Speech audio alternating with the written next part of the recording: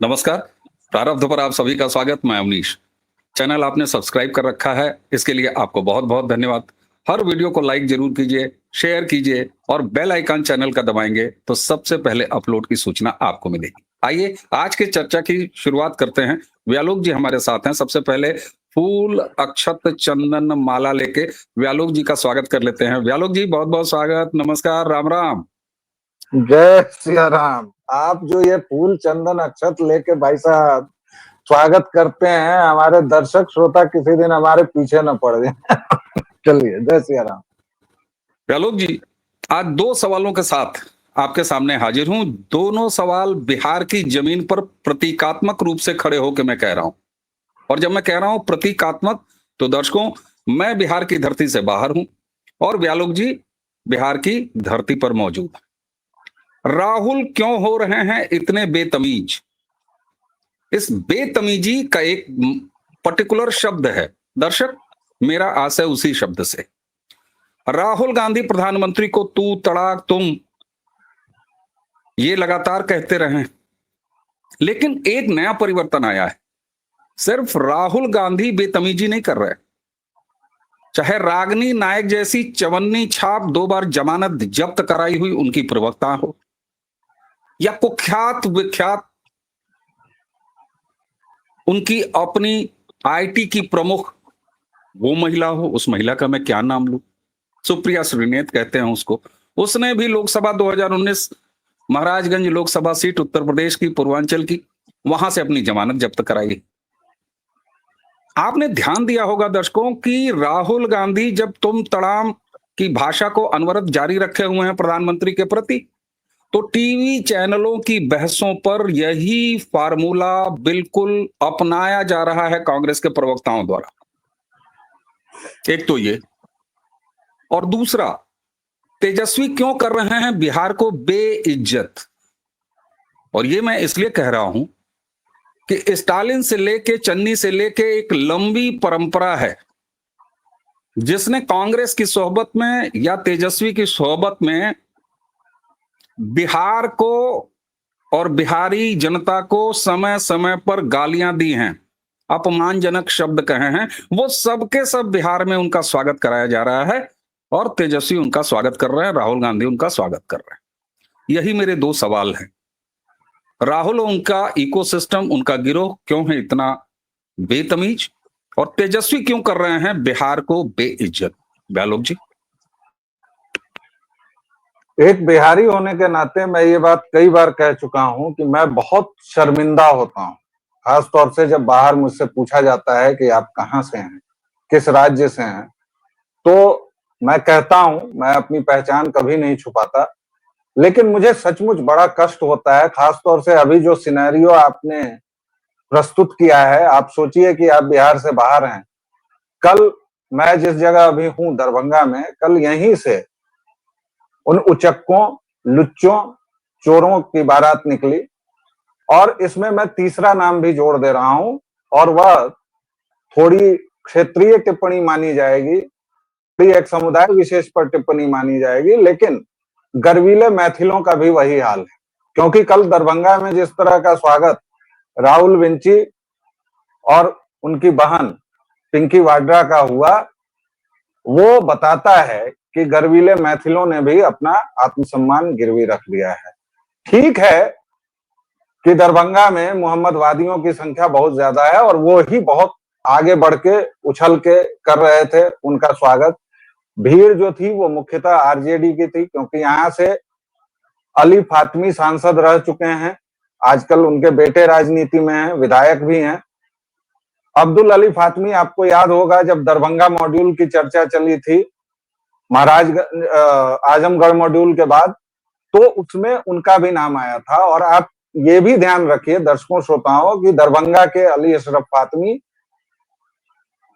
सीमांचल, जिसको ये लोग गलती से कहते हैं, लेकिन जो भी मोहम्मद वादियों से बहुमत वाला जो इलाका है, पूर्णिया कटिहार वाला, उधर तस्लीमुद्दीन जो अब फौत हो चुके हैं, और सिवान के शहाबुद्दीन, इसने जो एक ट्रायंगल बनाया था और पूरे बिहार में जो मुस्लिम आतंकवाद और प्लस जिहाद का जो एक पूरा कॉकटेल पेश किया था, उसको अभी कैसे तोड़ा गया, कैसे इन लोगों को शांत किया गया, वह एक अलग कहानी है। लेकिन वह चीज आप दिमाग में रखिए और तब राहुल की पूरी यात्रा को देखिए। तो गर्वीले मैथिलों पर अलग चर्चा में बात करेंगे। आपने बहुत बेसिक सवाल पूछा कि राहुल इतना बड़ा लबड़ा क्यों है। हमारी मैथिली में उसको लबाड़ कहते हैं। राहुल वंची जो भी कर रहा है उसको लबड़ा कहते हैं, और वैसे लुच्चा कहते हैं, लफंगा कहते हैं। तो ये तो खून का असर है ना सर, संस्कारों का असर है। आपको याद होगा पिंकी वाड्रा के बारे में एक बार प्रधान सेवक ने कहा था कि वह मेरी बेटी जैसी है, और पिंकी वाड्रा ने किस तरह रिएक्ट किया था कि हमारे पप्पा जो तंपूतल लाद के लाए थे, वही वाले पप्पू, असली पप्पू जो थे, तंपूतल लाद के लाए थे कंधे पर, मैं उनकी बेटी हूं, मैं इनकी नहीं हूं, मैं ऐसा नहीं हो सकती। मतलब ये लोग चूंकि भारतीय सभ्यता को नहीं जानते हैं, ये दोनों भाई बहन राखी नहीं बांधते हैं एक दूसरे को। खैर वो तो इनके धर्म का, मजहब का मामला है, रिलीजन का मामला है, ईसाई हैं नहीं बांधते हैं, कोई बात नहीं। लेकिन जब बुलेट पर कल जो पिंकी वाड्रा को जिस तरह इसने किया, उसके बाद बहुत शर्मनाक टिप्पणियां भी आई हैं उस फोटो और वीडियो के नीचे। शायद सैयारा मूवी से प्रेरित हो गया था राहुल विंची, क्योंकि वह किसी भी चीज से प्रेरित हो सकता है। और उसने पिंकी को कहा कि मेरे हाथ वेस्ट पर रखो और बेल्ट की तरह बांधो। ये भाई बहन का अद्भुत प्रेम है। बाकी मैं दर्शकों श्रोताओं की कल्पनाशीलता और उनके विवेक पर छोड़ता हूं कि वो क्या कर रहे हैं। राहुल विंची बौखला गया है, और मुझे तो लगता है कि शायद इसकी नस दबी हुई है, और इसे पता चल गया है कि भारतीय अन्याय प्रणाली के तमाम छत्र होने के बावजूद, भारतीय अन्याय प्रणाली से तमाम सुविधाएं मिलने के बावजूद राहुल को कहीं ना कहीं डर है कि अब उसका समय आ गया है। और इसलिए वह बौखलाहट में पिछले 2-3 वर्षों से, पिछले 4 वर्षों से ऐसी भाषा, ऐसी गलीज भाषा, ऐसी सड़क छाप भाषा का इस्तेमाल कर रहा है जो नेता तो छोड़िए, नेता प्रतिपक्ष तो छोड़िए भाई, जो यहाँ का राजद का विधायक अगर करता है तो लोग कहते हैं कि भाई ये तो राजद का विधायक कर सकता है। जैसे वो जो वीरेंद्र है राजद का विधायक, जिसने पंचायत सचिव को हड़काया, या जो पत्रकारों के सामने अपशब्द बोल बैठता है, उस पर भी लोग आलोचना करते हैं। तुम तो तथाकथित इस देश के मालिक खानदान के वारिस हो यार। तुम तो इस देश का प्रधानमंत्री होने का ख्वाब देखते हो, दिवा स्वप्न देखते हो, और पता नहीं खुदा न खास्ता हो सकता है तुम आज से 20 साल बाद बन भी जाओ, मुझे नहीं पता। राजनीति बड़ी अटपटी चीज होती है, उसमें कुछ भी भविष्यवाणी करना बड़ा मुश्किल है। लेकिन तुम्हारी भाषा तुम्हारे संस्कार को दिखाती है, वो उस इटालियन ब्रीड को दिखाता है सर, जो इसकी रगों में खून बह रहा है। इनकी माता जी एंटोनियो मायनो ने इस देश के राष्ट्रपति का अपमान किया है। जरा याद कीजिए एंटोनियो मायनो का वह बयान, जब उन्होंने राष्ट्रपति महोदया द्रौपदी मुर्मू जी के बारे में आपत्तिजनक भाषा का इस्तेमाल किया था। उसके बाद इसी पिंकी वाड्रा ने कहा था कि मेरी माँ बहुत बूढ़ी हो गई है, और उन्हें तो सहायता के लिहाज से कहा, सहृदयता से कहा।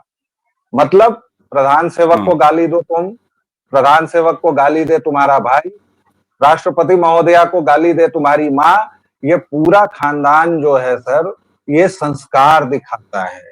ये पूरा का पूरा खानदान जो है लबाड़ों का है, लफंगों का है। जी बिल्कुल ठीक बात है। और आपने जिस संस्कार की बात की बिल्कुल सही है साहब।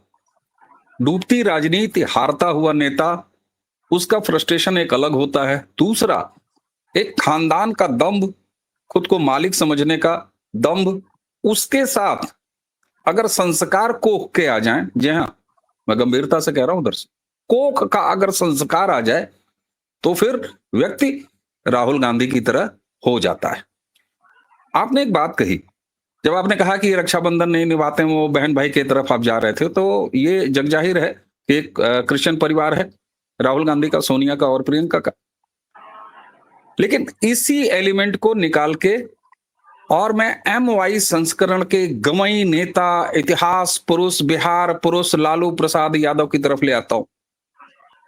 ग्वाल वंशी न्यौछावर जाऊं मैं। तेजस्वी यादव पत्नी उसकी ईसाई है, स्टालिन उसका भाई है। ये जो नया संस्कार, और इसीलिए राहुल गांधी और लालू प्रसाद यादव और पूरे खानदान ने बैठ के बकरे की मांस को पकाया है और खाया है। ये जो एक एलिमेंट होता है ना, भारतीय संस्कार वाले जितने भी हमारे दर्शक है वो समझ रहे होंगे। और बिहार वैसे ही, उत्तर प्रदेश भी उसमें शामिल है। जातीय राजनीति और मोह माया में फंसा हुआ क्षेत्र है, बड़ा भावुक क्षेत्र है साहब।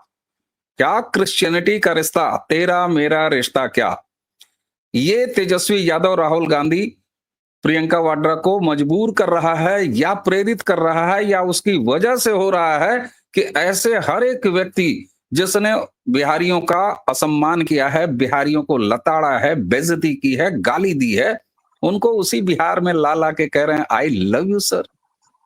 क्या ये एक अलग तरह की क्रिश्चियन वाला एलिमेंट है जो अचानक सोनिया गांधी, लालू, राहुल गांधी, लालू, तेजस्वी, इन सबको एक कर रहा है? स्टालिन बीच में आ जाते हैं, चन्नी बीच में आ जाते हैं। याद करिए चन्नी में भी वही फैक्टर है। जरा इसको देखिएगा सर, आखिर क्यों तेजस्वी कर रहे हैं बेइज्जत बिहार को? देखिए, जैसे ही आप ईसाई बनते हैं या फिर मोहम्मदवादी बनते हैं तो ये मैंने नहीं कहा है, वीर सावरकर कह के चले गए। और उनकी बात अगर आप नहीं मानेंगे, यानी हिंदू नहीं मानेंगे, तो सर्वनाश तय है। उन्होंने कहा था कि जिसकी पितृभूमि और पुण्य भूमि एक नहीं होगी वह भारत का नहीं हो सकता है। आप जैसे ही ईसाई बनते हैं, आपकी श्रद्धा, आपकी आस्था वेटिकन से जुड़ती है। आप मोहम्मदवादी बनते हैं, आपकी आस्था केवल और केवल मक्का से होती है, आपकी आस्था केवल और केवल उम्मत से होती है। इसलिए जो लोगों को अचरज होता है कि यहाँ के मोहम्मदवादी पाकिस्तान का झंडा लहराते हैं, फिलिस्तीन का झंडा लहराते हैं, फिलिस्तीन जिंदाबाद कह सकते हैं, वंदे मातरम नहीं कह सकते हैं, हिंदुस्तान जिंदाबाद नहीं कह सकते हैं, क्योंकि यह जमीन उनकी है ही नहीं। इनके बड़े शायर ने कहा है, भाई हो जाए इशारा अगर शाहे खुरासान का, खुरासान मतलब तब का ईरान, और तब इस्लामी दुनिया में उसकी धमक थी। भाई पारसियों का पूरा कत्ल किया था ना, तो इस्लाम में तो सीधी सी बात है, जो जितना बड़ा कत्ल करने वाला, जो जितना बड़ा लुटेरा, वो उतना बड़ा आदमी, वो उतना बड़ा मसीहा। तो भाई ये शेर सुनिए और उसके बाद आज के मोहम्मदवादियों का आचरण देखिए कि हो जाए अगर शाहे खुरासान का इशारा, सजदा न करूं हिंद की नापाक जमीन पर। बताइए साहब, तो हिंद की ये नापाक जमीन है। और यही बात क्रिश्चियन मतावलंबी तेजस्वी यादव के साथ भी जाती है। ये अलग बात है कि इन दोनों ही घटक दलों में कांग्रेस को ये मुगालता हो गया है, और थोड़ा बहुत सच भी है उसमें कि मियां भाई लोग उसके पास वापस आ गए। तेजस्वी देख रहा है कि हमारी जमीन दरक रही है, इसलिए भी तेजस्वी अब डेस्परेशन में तमाम अपने ईसाई दोस्तों को भी बुला रहा है। आप याद कीजिए दर्शकों, श्रोताओं, खासतौर से बिहारी श्रोताओं को मैं याद दिलाऊंगा, दयानिधि मारन ने कहा था कि जो भी हिंदी बोलने वाला आता है, और मतलब बिहारी, वो यहाँ टॉयलेट साफ करता है, सड़कों को साफ करता है। उसका नेता स्टालिन, जिसने सनातन को इरेडिकेट करने की बात की, जिसकी पार्टी के ए राजा ने सनातन को एड्स कहा, डेंगू कहा, जिसके अपने बेटे जो अभी उप मुख्यमंत्री भी है, उसने क्या क्या नहीं कहा सनातन को, ये सारे लोग एक मंच पर हैं। यही नहीं, चन्नी, जो आपने वेल्ड बात कही, मैं उसको खोल देता हूं। चन्नी जो क्रिप्टो क्रिश्चियन है या पूरा क्रिश्चियन है, क्योंकि पंजाब की हालत इतनी खराब है कि आप जिन सिख नामों के साथ देख रहे हैं साहब, वो सब के सब कन्वर्ट हो चुके हैं। और उसकी बगल में खड़ी पिंकी वाड्रा ताली पीट रही थी, थपड़ी बजा रही थी, नाच लेती अगर उसका वश चलता। और चन्नी कह रहा था कि यूपी और बिहार के जो भैया यहाँ कब्जा करना चाहते हैं उनको भगाओ। तीसरा व्यक्ति रेवंत रेड्डी, ये तो आपके डीएनए पर पहुंच गया था साहब। सीधा इसने कहा कि बिहारियों का डीएनए खराब है। वैसे तो बिहारी लोग बड़े शर्मीले और बड़े संवेदनशील होते हैं साहब। हमको कह दिया, ऐसे कह दिया, अरे कैसे हो गया। लेकिन कल उस रेवंत रेड्डी की आरती आप लोगों ने उतारी है। उस मंच पर जितने भी थे, तेजस्वी कह रहा है, उसकी भाषा देखिए, तेजस्वी की भाषा देखिए ना, कि खैनी के साथ चूना रगड़ के मिला देते हैं। अरे भाई, तुम्हारे बाप का युग अब नहीं है। 80s 90s में वो चल गया, हो गई बात। अब हरेक के पास मोबाइल है और हरेक व्यक्ति इतना तो साक्षर है ही कि वह तुम्हारी भाषा को समझ ले। लेकिन अब सवाल यह है कि तेजस्वी ये क्यों करा रहा है।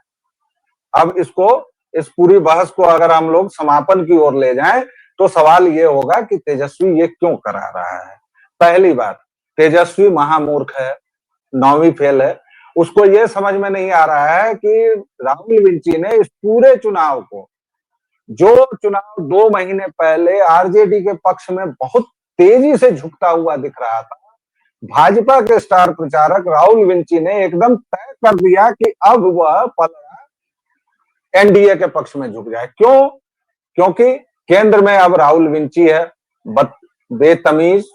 इन्होंने, संपादक जी ने चूंकि वो शब्द नहीं कहा तो मैं भी नहीं कहूंगा, लफंगा, लुच्चा, आवारा, सांड की तरह जो बौख रहा है, जो बोल रहा है, जिसको बोलने की तमीज नहीं है। और उसके साथ युति देखिए, 9वीं फेल, घोषित अपराधी, चारा चोर का बेटा।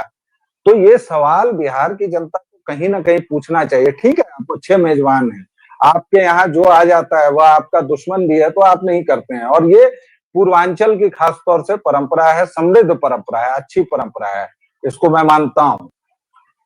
क्योंकि उसी बनारस में तमिलनाडु से झुग्गा भर भर के लोग आते हैं तो कोई उनसे नहीं कहता कि अबे भोजपुरी बोलबे कि ना, ही तो तके दिखाएं। और सारे तमिलियंस का, सारे कर्नाटक के लोगों का, क्योंकि तमिलनाडु में शैव परंपरा बड़ी विकसित है, तो उनके लिए तो बनारस आना ही आना है। और इस बीच में मोदी जी वाले जो कांड सब किए हैं तमिलों को, और बनारस संगमम और क्या क्या सब, ये स्टालिन की ब्रीड जो है ना, इसका पूरा का पूरा फोकस ही हिंदू विरोध पर है। अभी 2 दिन पहले एक उसकी पार्टी के गठबंधन नेता ने कहा है कि हिंदुइज्म इस बात को सपोर्ट करता है कि ऑनर किलिंग हो। अब लीजिए, कहां इस ससुर ने पढ़ लिया, हमारे किस ग्रंथ में पढ़ लिया कि ऑनर किलिंग की जाए। अरे हमारे जो देवता हैं कृष्ण, वह अपनी बहन को भगाने में मदद करते हैं, अर्जुन के साथ विवाह करवाते हैं। ठीक है, अंतर जातीय नहीं था, ठीक है, अर्जुन सब तरह से योग्य थे, लेकिन भाई हमारे यहाँ ये सब ऑनर किलिंग फीलिंग नहीं होता है। ये सब तुम लोग, मोहम्मदवादियों और ईसाइयों से हमने बहुत सारे कुकर्म सीखे हैं। जी बिल्कुल ठीक बात है। और दर्शकों, ये 2 प्रश्न बड़े साधारण से, और ऐसा नहीं है कि ये प्रश्न मैंने जन्माया। राहुल गांधी बेतमीज हैं, लगातार हैं, प्रधानमंत्री के पद हैं के प्रति हैं। उनके प्रवक्ता भी टीवी बहसों पर बेतमीजी कर रहे हैं, लगातार कर रहे हैं। और ऐसा ये संयोग नहीं है, ये एक नया प्रयोग है। और यहां पर तेजस्वी जिस कुल खानदान से आते हैं, यदुवंश से, अब उनके वोटरों को यह समझ लेना चाहिए, जो भावनात्मक रूप से उनसे जुड़े हुए हैं, कि आखिर उन्हीं बिहारियों को बेइज्जत करने वाले स्टालिन हो या पूरी एक लिस्ट गिना दिया चन्नी तक व्यालोक जी ने, आखिर उनको क्यों बिहार की धरती पर ला रहे हैं, मंच पर सजा रहे हैं। डेलिबरेटेड है। अगर हमको और व्यालोक जी को याद है और हम इस पर बात कर रहे हैं, तो तेजस्वी को बहुत अच्छी तरीके से ये याद है। ये बिहार पर क्रिश्चियन अटैक है। ये पूरा का पूरा एक क्रिश्चियनिटी आपके सामने है, और जिससे कंधा से कंधा मिला के मजहबी भीड़ चल रही है। अब आप सोचिए ये किस तरह का षड्यंत्र है बिहार के साथ, संस्कृति के साथ, जिस बिहार को समृद्ध संस्कृति वाला इलाका कहा जाता है, और वो है। एक लाइन सिर्फ कहूंगा और उसके बाद ये चर्चा समाप्त करूंगा, कि अंधे निकालते हैं चेहरे से मेरे नुक्स। व्यालोक जी, अंधे निकालते हैं चेहरे से मेरे नुक्स, और बहरों को शिकायत है गलत बोलता हूं मैं। बताइए। बहुत खूब। कि बहरों को शिकायत है गलत बोलता हूं मैं। लेकिन हम सच बोलते रहेंगे। हम किसी पार्टी के प्रवक्ता नहीं हैं, हम इस देश के प्रवक्ता हैं और ये काम हम तो करते रहेंगे। ऐसी हर साजिश को बेनकाब करेंगे और जिनको करोड़ों भारतीय मतदाताओं ने चुन के दिल्ली भेजा है, लगातार 3 बार भेजा है, अगर तुम उन्हें बेइज्जत करोगे तो हम तुम्हें बेतमीज कहेंगे। जी बेलोक जी।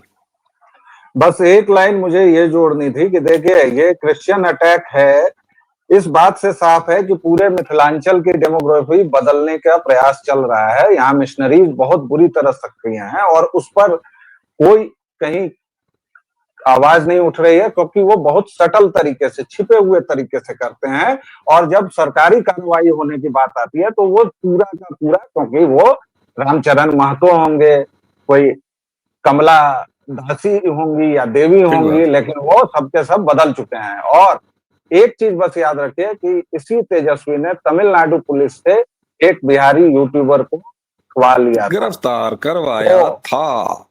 वो कनेक्शन भी जोड़ के देखिए। और बिहारी मित्रों, साथियों, अगर इस युति को आपने गलती से वोट दिया है तो अपना चेहरा आईने में फिर मत देखिएगा। जी बिल्कुल, लेकिन एक सच वो भी साथ में याद रख के चलिए कि इस देश के चुने हुए प्रधानमंत्री 15 अगस्त को लाल किले की प्राचीर से कहते हैं, देश की डेमोग्राफी जिन्होंने बदली है उसके खिलाफ हम टास्क फोर्स लगा के टाइम बाउंड काम करेंगे। और करना उन्होंने शुरू कर दिया है, क्योंकि नरेंद्र मोदी आधा काम कर चुके होते हैं तब मुखबिरी करते हैं कि भैया हम ये काम करने वाले हैं। और यही वजह है कि हर चीज वो टाइम फ्रेम से पहले कर बैठते हैं, क्योंकि आधा तो पहले ही किए बैठते हैं। इसलिए प्रधानमंत्री ने 15 अगस्त को जहां कोचा है ना, उस कोच से निकलती हुई वो पी वो दिखाई दे रही है, जब बिहारियों को बेइज्जत करने वाले ये क्रिश्चियनिटी की एक पूरी फौज और जिसकी असली ताकत सड़क पर बिखरे हुए मोहम्मदवादी हैं, जैसा कि बेलोक जी कहते हैं। दर्शकों, आज की यह चर्चा यहीं समाप्त करेंगे। और अभी तो बिहार का राजनीतिक खेल शुरू हुआ है साहब, अभी तो चुनाव प्रचार ही नहीं हुआ है, अभी तो ये वार्म अप हो रहा है। और सोचिए जब नरेंद्र मोदी और उनकी फौज उतरेगी पॉजिटिविटी लेके, तब इस नेगेटिविटी का क्या होगा, हम लगातार इस पर बात करते रहेंगे। आज की चर्चा समाप्त करने से पहले आपसे फिर वही निवेदन, चैनल को आपने सब्सक्राइब किया है, आपका बहुत बहुत धन्यवाद। हर वीडियो को लाइक कीजिए और वीडियो को शेयर कीजिए, बेल आइकन जरूर दबाइए ताकि आज सूचना सबसे पहले आपको मिले। तो आज की चर्चा अब यहीं समाप्त। हमें और बेलोक जी दोनों को आज्ञा दीजिए। नमस्कार।